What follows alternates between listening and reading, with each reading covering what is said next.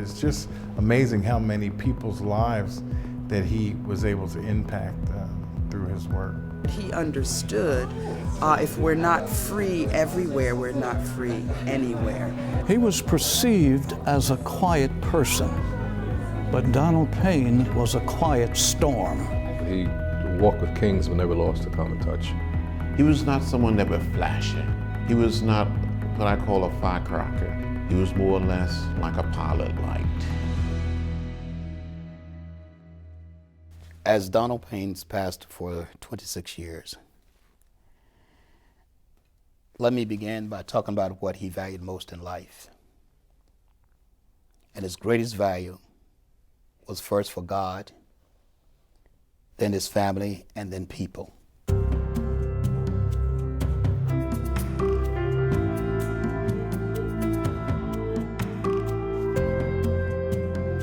He was a pretty quiet man, and but a really dry sense of humor. I can remember some of the things he would say to me at times, and we'd be in a crowded room, and we'd be the only two people laughing because I, understood where he was going and what he was getting at. People admired him for his ability to lead, but also his relatability.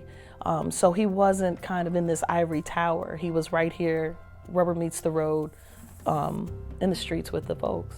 He was a quiet man, but he was very strong in his convictions. And one would make a terrible, terrible mistake to assume that his quiet demeanor meant that he was passive. He was not.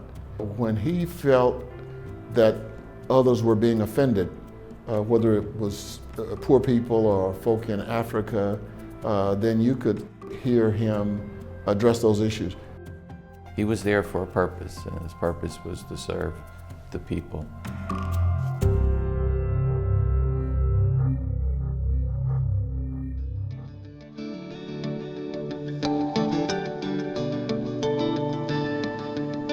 Donald Milford Payne loved his home.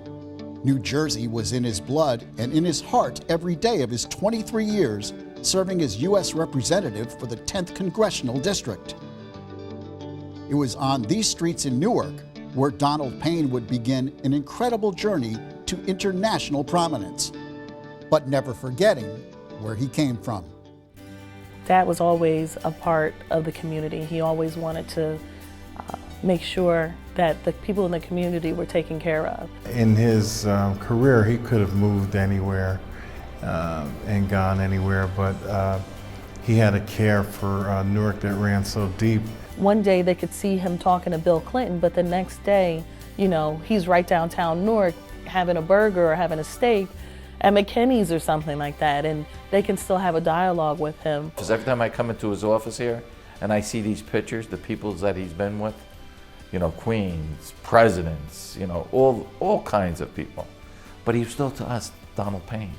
And when he came back home, he was just the Donald Payne, and his issues were he never forgot his roots. That's why he was able to do the things that he's done for 50 years and why he was loved and respected by the people of the world, but especially here in Newark. The story of Congressman Donald Payne's life and career is one of perseverance, determination, and accomplishment. His unwavering dedication to his family, his community, and those in need across the globe remain unmatched. Congressman Payne was one of the most well-respected and highly regarded public servants of his time. And while he walked with presidents and kings, his journey began from very humble beginnings. He's the youngest of 3 children, and my Aunt Catherine and my Uncle William D. Payne. His father was William E. Payne, and his mother was Norma Garrett Payne. We were born and raised in the city of Newark. My brother and I, interestingly enough, our family lived in a part of Newark which was predominantly Italian-American. Well, his mother passed when he was about 8 years old, so they lived with different relatives at different points in their upbringing. They were very poor at the time, and he had to have cardboard in his shoes. When we lived in Belleville, it was a cold water flat. There was no hot water in the house, and there was no central heat. They had a pretty tough childhood with the passing of their mother such an early age.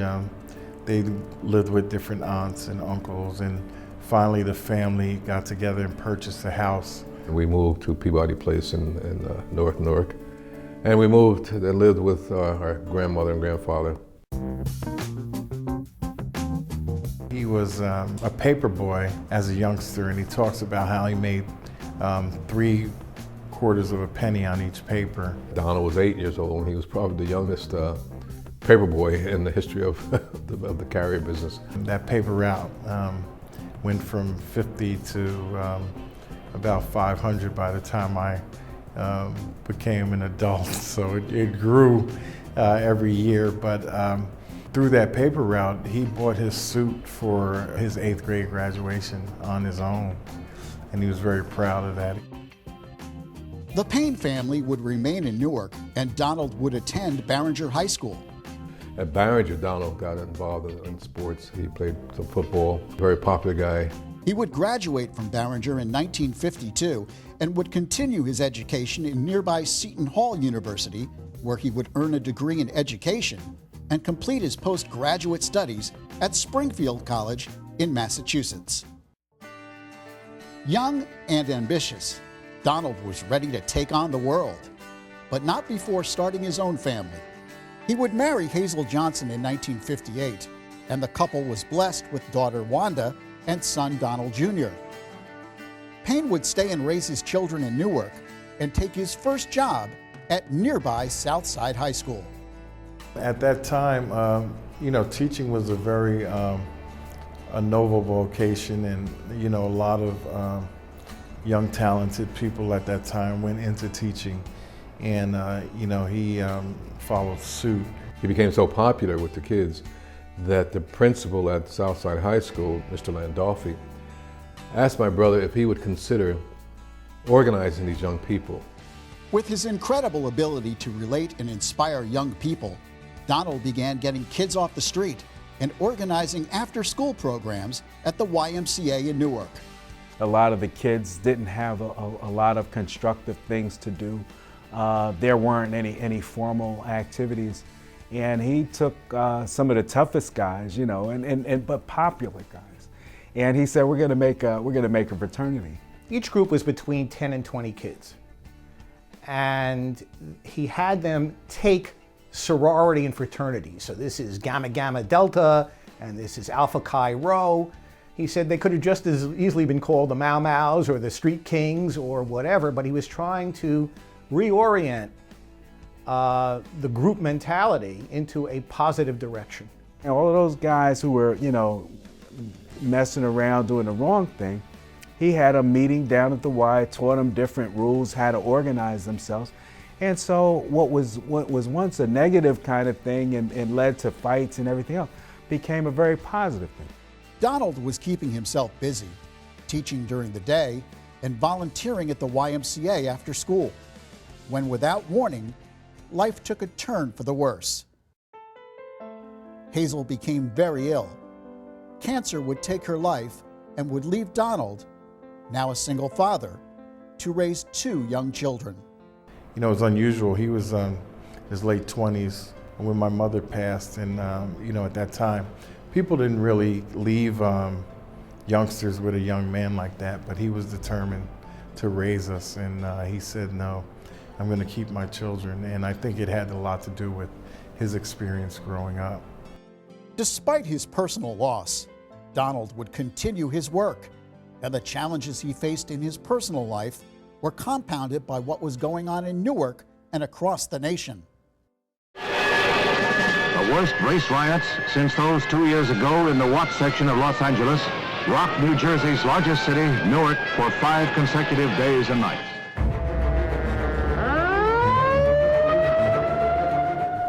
What was going on in America at that time was apocalyptic. This country was tearing itself apart. Every major city in America was on fire. Detroit, Los Angeles, Newark. We lived in public housing on on Rose Street in Newark in the Central Ward. And I remember the troops coming into the courtyard and, with guns in hand and the kids scattering to go upstairs. Donald Payne, long before the nation knew who he was as a member of Congress, was active in Newark. He was active in every civil rights battle that goes back to the 60s. I have a dream today. He was marching, he was making demands, he was training individuals. People around the country who are now civil rights icons knew who Donald Payne was. I remember discussions about, what needs to be done and the fact that my uncles knew King and they were involved with the civil rights movement. As a matter of fact, there's a photo of my Uncle Donald at Southside High School where he was a teacher at the time. King was speaking and he was right in the front row. And we were sitting in a pub in Newark having a hamburger and a beer. And he asked me, did I want to go hear Dr. King speak? And I knew that King was in New York City, but I said, he's in New York, we can't go to New York. He said, no, nobody knows about it, but he's speaking at Southside High School. Would you like to go? I said, sure. And we wound up sitting in the front row. This was 2 weeks before Dr. King was murdered. It was a very, very, very scary time, but a time of change. And that's when they really became involved with politics. They said that was the answer, to become more involved with the party and the system and look to change things from within the system. Society was changing, and Donald's work with the YMCA continued to break new ground.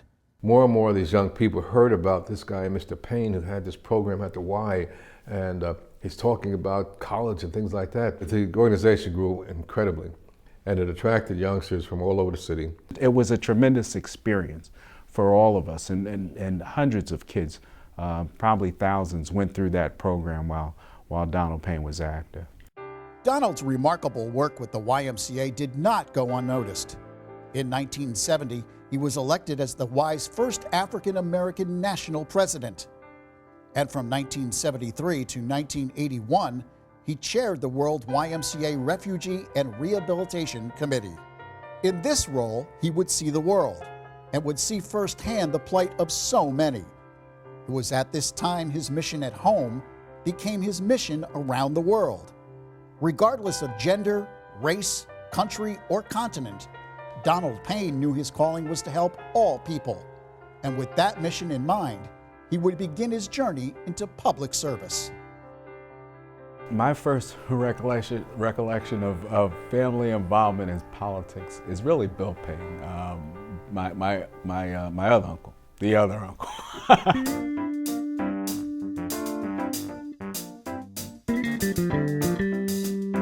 It's funny how, a lot of people put it like they say, well, there's Don Payne and then there's the other brother, Bill.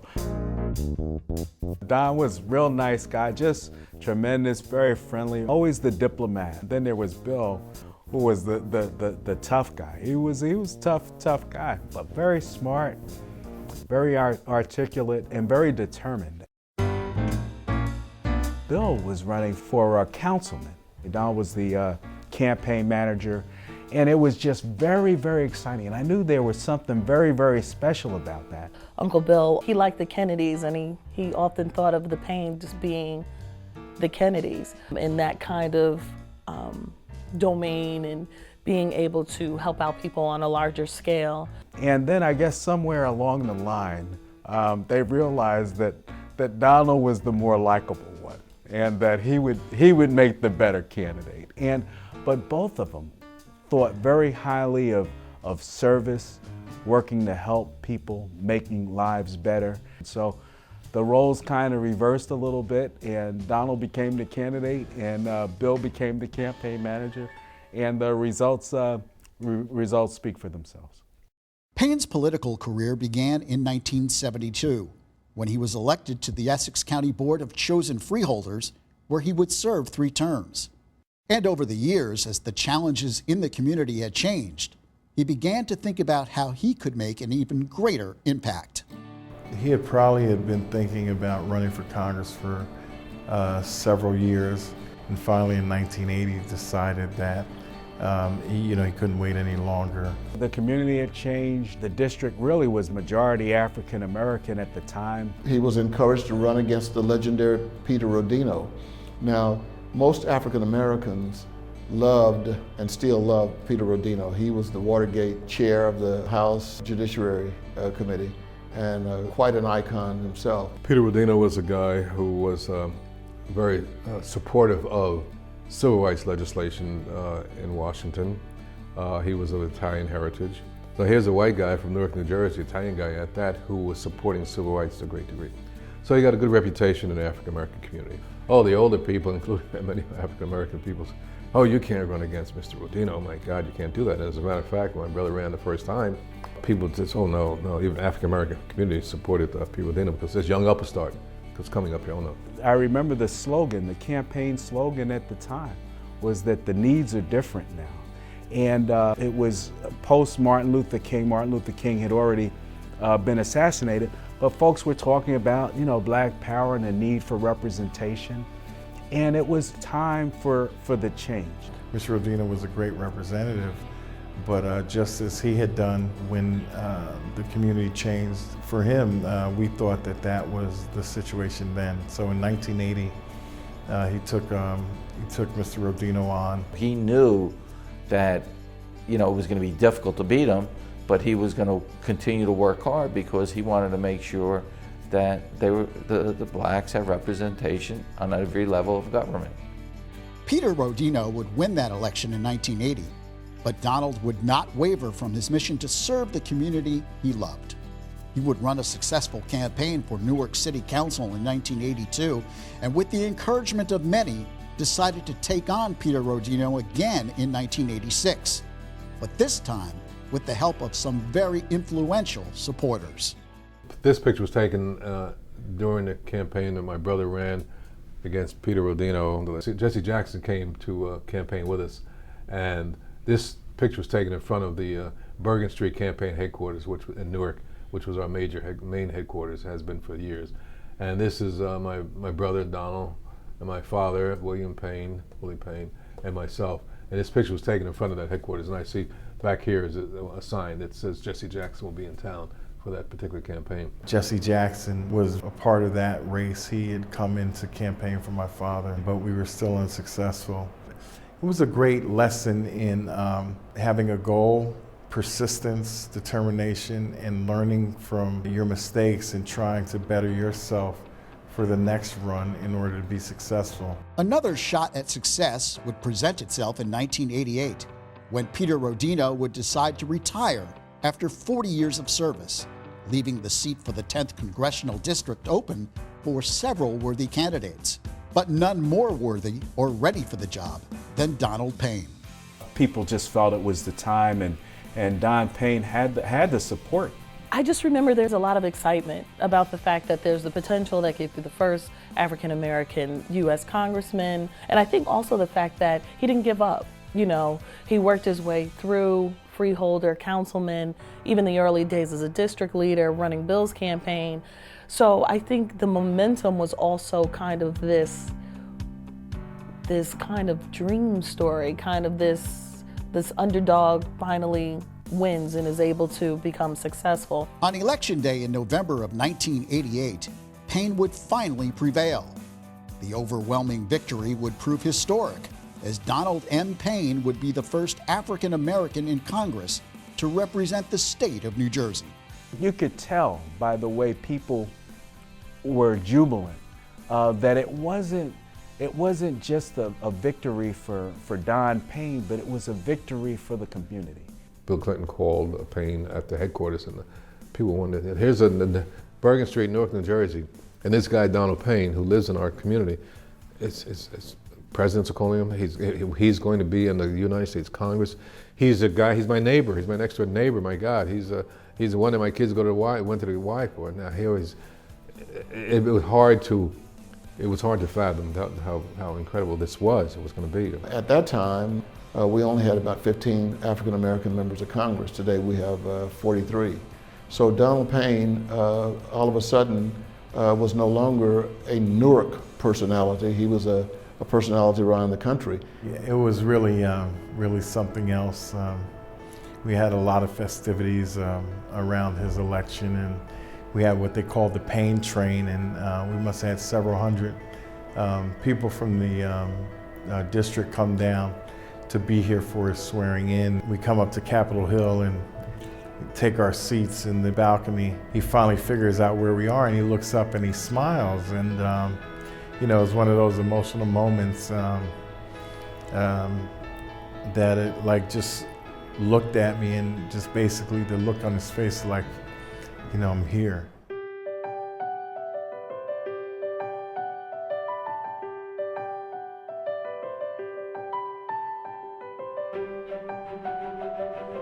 In a place where loud individuals get a lot of attention in Congress, in a place where people become known for throwing bombs, verbal bombs, and acrimony is the order of the day, Donald Payne never displayed that. People respected him. When he stood up on the floor, spoke in a committee, he was willing to be bold.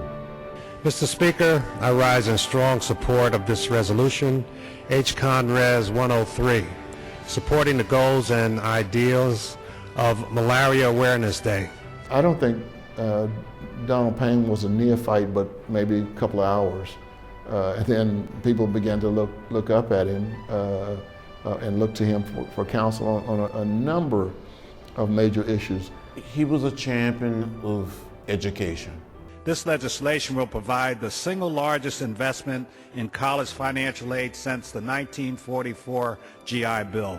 Champion of seeing that all of our children, all of our young people get the best possible education. Donald Payne would stand up for any issue regarding what he believed to be injustice. And so he was very strong on immigration. I mean, he was ruthlessly strong, and I use the word ruthlessly because he would not back down no matter what. You know, I look at what he did before he became congressman, and then I look at what he did as congressman. And to be honest, it wasn't much difference. You know, he spent a lot of time with youth. And as a congressman, he still, when he came back to the district, he always spent a lot of time with young people, went to schools, he went to hospitals visiting kids, because that's what he did before. And he wanted to see all young people, all children do well. And it didn't matter whether they were African American or white or Latino or Asian American. He wanted to see a new generation of young leaders emerge to lead America during the 21st century.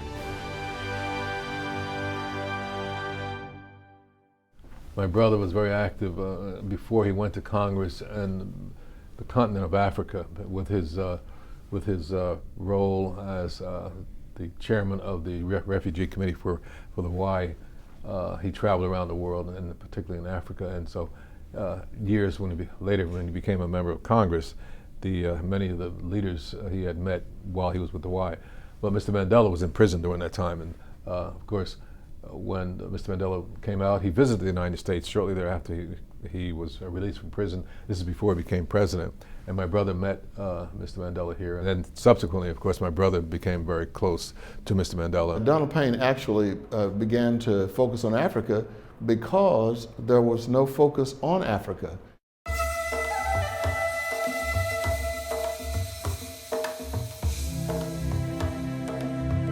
You had instances of famine in Africa where folks were dying of starvation. You had civil wars in parts of Africa. He was very outspoken about apartheid in South Africa. There also were issues of civil war and strife and HIV, of course. Jim Wright from Washington, Texas was the Speaker of the House. And he said, this young man coming into Congress has been to more countries around the world than any of us as in his role as the wife. Of course he's going to be on the Foreign Affairs Committee. So my brother was appointed to that committee as a freshman. and almost immediately he took control of the African desk, if you will, for the House of Representatives. He would go there and he would be amongst the people and he would hold the children. He wasn't afraid to go into these areas. He would go into war-torn areas because they called him the peacemaker. He would have to go where they were having a lot of unrest and try to talk to these people, and he wasn't afraid. Donald Payne actually went into African countries and went into the mountains to meet with rebels, and then would come down and meet with the government leaders. I mean, he's an amazing guy. Most people would have been killed. I mean, but Donald Payne was able to walk between the raindrops better than any human being, perhaps in the history of the United States. He was the person in Congress that Bill Clinton came to when he was president and said, he's going to go to, for the first time, travel to Africa, the continent of Africa. Don, I want you to accompany me there. Donald was with President Clinton on Air Force One when he traveled to Africa to visit with the people there. And there had not been a single country in Africa where Donald Payne had not gone. And we began to talk about all of the memorabilia he had. Around his wall, he had artifacts from probably every country on the continent. I don't think I will ever see in my lifetime another person who can become a household word over an entire continent and also respected in Washington as well. Donald Payne represented the 10th Congressional District with honor for 23 years, all the while improving the lives of countless people around the world. With all of the success, all of the accomplishments, and the countless challenges that faced Donald Payne throughout his life, it was in the winter of the year 2012 where Donald would begin the fight of his life.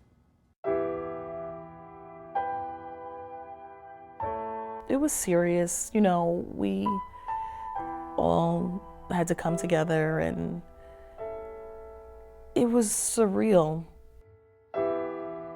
He was sick for a while, but he just kept it to himself.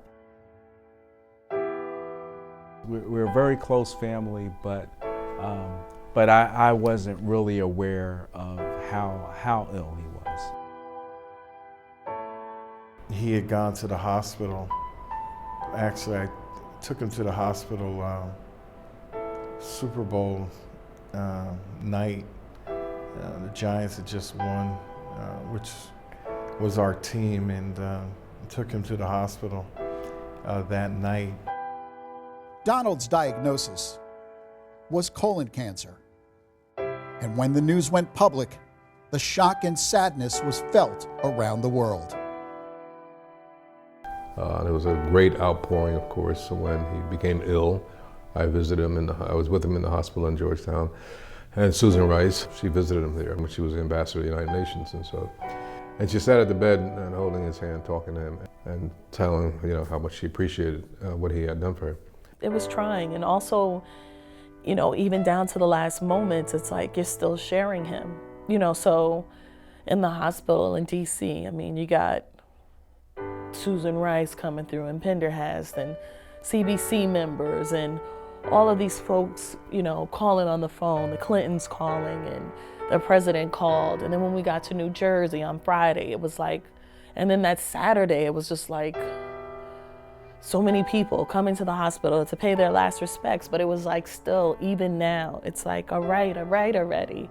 You know what I mean? But at the same time, you have to give people that knew him their opportunity to say their last goodbyes.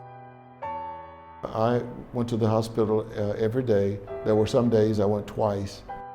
And so I began to see him become sicker and sicker. It was extremely sad to go there, but that was one of those things we had to do. We had to face the reality that this great man is also mortal. Someone from his office and later his brother called me and said that Donald wanted to see you. He held my hand, I held his hand, and he said to me, "John, I have so much to do I had so much I wanted to do. The next day or so, 2 days later, he was gone.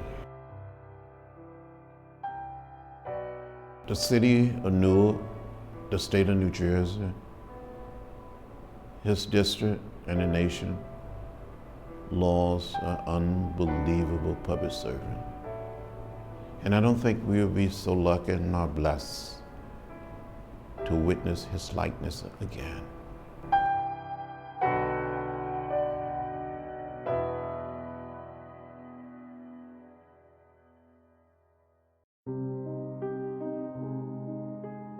Good evening. Funeral services were held today for longtime U.S. Representative Donald Payne. The county and county executive, DeFincenzo, requested that the historic courthouse be opened so that Congressman Payne could lie in state. It had never, ever been done before. That courthouse has been here for a couple hundred years. I've mentioned it to Bill and the family. I said, listen, who he is and what he represented the world. We have a beautiful rotunda in there. I said, this is the place for him. People from all walks of life showed up to pay tribute to a man who clearly made his impact not only in Newark, but around the world. He's had a tremendous vision for what we all could be. He was always a go-getter, and he was always very considerate of everyone. I just wanted to pay my respects to a great man.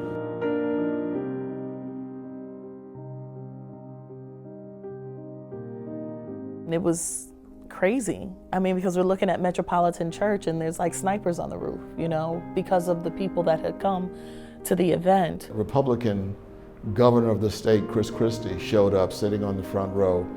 Members of the New Jersey legislature, the city council. And I know there are a lot of great people who walk the earth and then pass, but no one ever really acknowledged what they did. But for Don Payne, it was not like that. Donald Payne was a friend of Hillary's and mine. They worked together in the Congress, and he made her a better Secretary of State. And he sure made me a better president.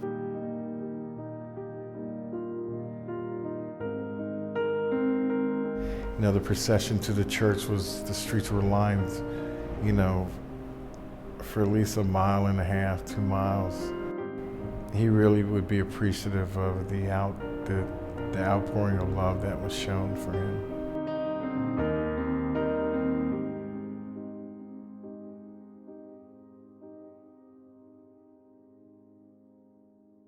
Donald Payne's legacy lives on in the hearts and minds of the many people whose lives he touched.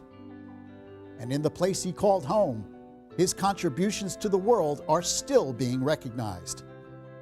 In November of 2012, a bronze statue of Payne was erected in the plaza that was named for him at the Essex County Government Complex.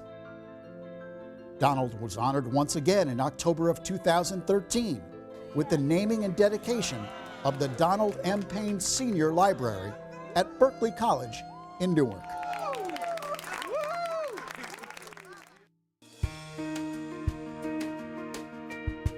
His life wasn't just, it wasn't just a great life, but it was sort of an epic life because it's still going on. But what he touched and his goodwill, the things that he did, are still bearing fruit today. We came from difficult times and we overcame them. And I guess it's in our DNA to try to make this a better world, and Don Payne did that. And every time I see him on TV, C-SPAN, you know, and stuff like that, and I used to say to my young kids who really don't know politics at that time, they were young at the time, I said, look, that's Congressman Donald Payne, look who he's with. I said, he graduated from Barringer High School. I can say that it was such a joy and a blessed privilege. Having known him for 26 years, he made a difference in my life and in the life of so many others. He's a man to be studied because I think that he exemplifies the best of what we ought to be about in Congress. He's so much a part of what I've done in my life and what I've tried to replicate. You know, I really tried to replicate my life behind his because that's the kind of man he was. He was the kind of man you really wanted to be like. I used to have a poem, and I think he taught me that poem to, let me know that no person is better or lesser than anyone else. It's, the content of your character and what you do with the gifts you're given. And it goes, whether you have blonde, fleecy locks or black complexion, it does not forfeit nature's claim. Skin may differ, but affection dwells in black and white the same. And were I so tall as to reach the poles or span the oceans with my hands, I must be measured by my soul. The mind is the standard of a man. And that's what he believed.